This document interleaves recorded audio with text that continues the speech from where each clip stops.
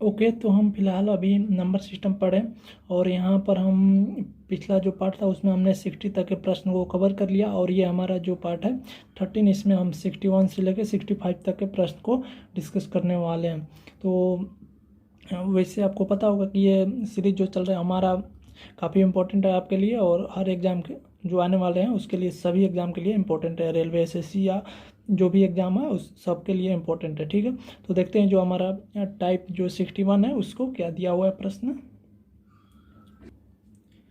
तो देखो बाबू, यहाँ पर जो हमारा प्रश्न दिया है कि जब कोई धनराशि 12 व्यक्तियों मतलब 12 आदमियों के बीच बराबर बराबर बांटी गई, तो हर एक को उस धन से 200 ज़्यादा मिला, जो कि जो कि उन्हें तब मिलती अगर वह धनराशि 16 व्यक्तियों के बीच बराबर बराबर बांटी गई होती। ठीक है, तो धन कितनी थी। ठीक है, कहने का मतलब आप क्वेश्चन समझ लीजिए कि अगर कोई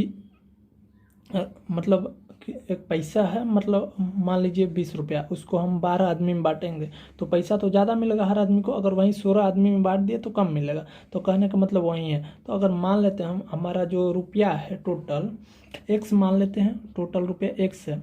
अगर हम एक्स को 12 आदमी के बीच बांटेंगे, टोटल को बराबर बराबर 12 आदमी के, जो वैल्यू मिलेगा, अब उसी रुपया को एक्स को हम 16 आदमी के बीच बांटेंगे तो कम मिलेगा। कम कितना मिल रहा है? 200 रुपया कम मिल रहा है। ठीक है, तो उसी वैल्यू को हम 16 आदमी में बांट दिए तो वैल्यू कितना हमारा मिल रहा है? अब देखो 200, तो अब इसको हल कर दो तो एक्स हमारा निकल जाएगा। 16x माइनस 12x बटा में 12 इंटू 16। ऐसे करने का रीजन एक होता है, आपको पहले भी बताया कि एलसीएम हमारा नहीं निकालना पड़ता है। ठीक है, तो यहाँ पर देखो 16 माइनस 12 4x।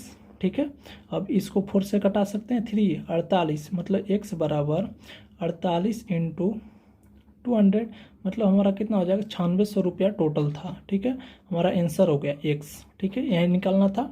बहुत सिंपल क्वेश्चन था, और ऐसा क्वेश्चन बहुत बार आया हुआ है हमारे एग्जाम में। ठीक है, तो इस तरह क्वेश्चन को ध्यान देना। चलो देखते हैं हमारा अगला प्रश्न 62। ओके, तो देखो बाबू, जो हमारा 62 है प्रश्न में क्या दिया है, और ये प्रश्न आपके लिए और जो बीपीएससी वाले स्टूडेंट हैं और एसएससी वाले, बहुत इंपॉर्टेंट उनके लिए होने वाला है।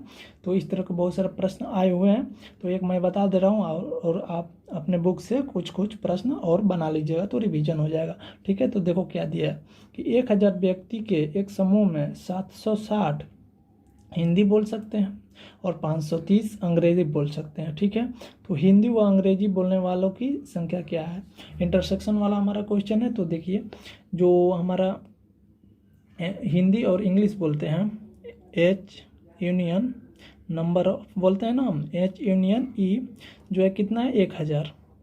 और नंबर ऑफ हमारा केवल हिंदी है 760।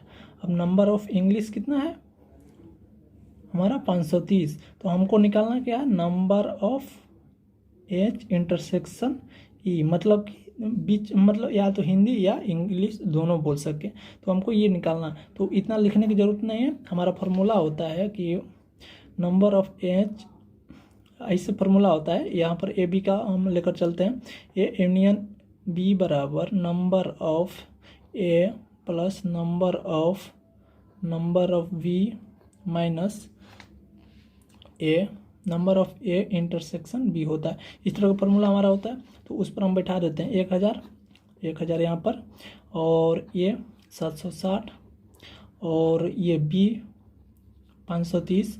हमको निकालना है number of H intersection E. तो हमारा डायरेक्ट निकल जाएगा यहाँ से, इसको यहाँ लाएंगे, इसको इधर ले जाएंगे, ये टोटल का जोड़ा कितना होगा? 0 और 9 7 5 12 1290। अब ई इधर आएगा, ई उधर जाएगा, तो number of H intersection E हमारा पॉजिटिव हो जाएगा, ए नेगेटिव होगा, माइनस 1000, मतलब कि 290 हमारा आंसर हो गया। तो इस तरह से आप बना सकते हो डायरेक्ट भी। ठीक है, चलो देखते हैं जो हमारा 63 है उसको। तो देखो बाबू, जो हमारा 63 प्रश्न में दिया है कि इतिहास में शेखर के अंक का 1/3 भूगोल में उसके अंक के बराबर है। ठीक है, मतलब कि इतिहास में जितना आया है मतलब इतिहास में जितना है उसका 1/3 भूगोल में आया। उसको कहने का मतलब है यही होता है नंबर सिस्टम का लैंग्वेज। आप समझिएगा तो आपका क्वेश्चन बन जाता है, ठीक है। तो यदि दोनों में कुल मिलाकर मतलब इतिहास और भूगोल दोनों का संख्या जो है 160 है, तो हमारा भूगोल को कितना मिला है उसको निकालना है, ठीक है। तो प्रश्न देखो कि हमारा हिस्ट्री प्लस ज्योग्राफी मिलाकर कितना है उसको 200 सॉरी यहाँ पर 160 है, ठीक है। तो अब बोल रहा है कि इतिहास का 1/3 ज्योग्राफी है, तो क्या हम एच को 3G बोल सकते हैं क्या? इसको यहाँ पर जाएगा तो अब यही वैल्यू 3G को एच की जगह बैठा दो, आ जाएगा 3G + G बराबर 160 एंड यहाँ पर 4G हो गया, 4G बराबर 160 और G बराबर हमारा 40, मतलब G जो ज्योग्राफी है उसको 40 मिला हुआ, ठीक है। तो इस तरह से आप बना सकते हो, बहुत ही सिंपल क्वेश्चन होता है और लैंग्वेज केवल ध्यान देना होता है, बाकी कुछ नहीं, ठीक। चलो देखते हैं जो हमारा 64 है उसको। तो देखो बाबू जो हमारा ये प्रश्न है 64 का, ये प्रश्न काफ़ी इंपॉर्टेंट हो जाता है हमारे हर एग्जाम के लिए, एसएससी हो, बैंक पी हो या कोई भी एग्जाम हो, हर एग्जाम में इस तरह के प्रश्न हमारे अक्सर मिलते हैं देखने को। तो ध्यान से इसको देखना और बनाना, और आपके बुक में बहुत सारे प्रश्न ऐसे मिलेंगे तो आप बना सकते हो। वैसे एक प्रश्न हम भी बताते हैं इसमें ताकि आपको एक एरिया मिल जाए बनाने का, ओके। तो देखो क्या दिया है कि एक क्लास का 1/3 लड़के पिकनिक में महाबलेश्वर जाना चाहते हैं, ठीक है, और 1/2 लड़का जो है खंडाला जाना चाहते हैं तथा अन्य लड़के कहीं नहीं जाना चाहते, ठीक है। तो खंडाला जाने वाले लड़के की संख्या नहीं जाने वाले लड़कों की संख्या से 10 अधिक है, तो महाबलेश्वर कितने लड़के गए हैं वो हमको पूछ रहा है। तो ठीक है। तो इसको अगर टोटल मिल जाए, उसमें टोटल का हमारा 1/3 महाबलेश्वर जा रहे हैं, टोटल का 1/3 कर दें तो हमको मिल जाएगा महाबलेश्वर का। तो इसलिए हम टोटल इसको पहले संख्या निकालते हैं, देखो कैसे निकलेगा। महाबलेश्वर कितना जा रहे हैं, महाबलेश्वर 1/3, ठीक है। अगर टोटल हम मान लेते हैं संख्या एक है, ठीक है, टोटल लड़के 1 हैं तब, ठीक है। और हमारा खंडाला कितना जा रहे हैं, खंडाला जा रहे हैं हमारा 1/2। अब शेष लड़का जो नहीं जा रहे हैं, तो अगर हम एक में से इन दोनों को घटा देते आ जाएगा शेष, तो 1/3 + 1/2 घटा देते हैं, तो 1 माइनस ये हो गया 5/6, ठीक है। तो 5/6 मतलब कि 1/6, 1/6 हमारा कहीं नहीं जा रहे हैं, ठीक है, कहीं नहीं जा रहे हैं।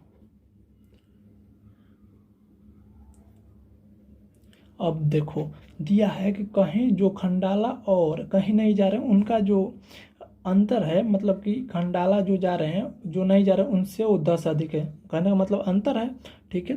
पहले इस चीज़ को बता दिया गया, तो आप देख सकते हो पहले वाला। तो खंडाला हमारा 1/2 और 1/6 नहीं जा रहे हैं, 1/2 माइनस 1/6 मतलब हमारा 10 अंतर है। तो इसको हल कर देते हैं, 6 - 2 बराबर 4/12, ठीक है। तो 3 10 एंड 1 बराबर 30, ठीक है। तो हमारा 1 तो मिल गया टोटल वैल्यू, ठीक है। अब हमको निकालना क्या है कि हम महाबलेश्वर कितना जा रहे हैं, महाबलेश्वर सभी का 1/3 मतलब कि 10 महाबलेश्वर आपका जा रहे हैं, ठीक है। अब इसमें पूछ दिया आपको खंडाला कितना जा रहे हैं, तो टोटल का 1/2 कर दो, 15 जा रहे हैं। नहीं जाने वाले की संख्या आप निकाल सकते हो 1/6 मतलब 5 कहीं नहीं जा रहे हैं, तो इस तरह से आप निकाल सकते हो, ठीक है।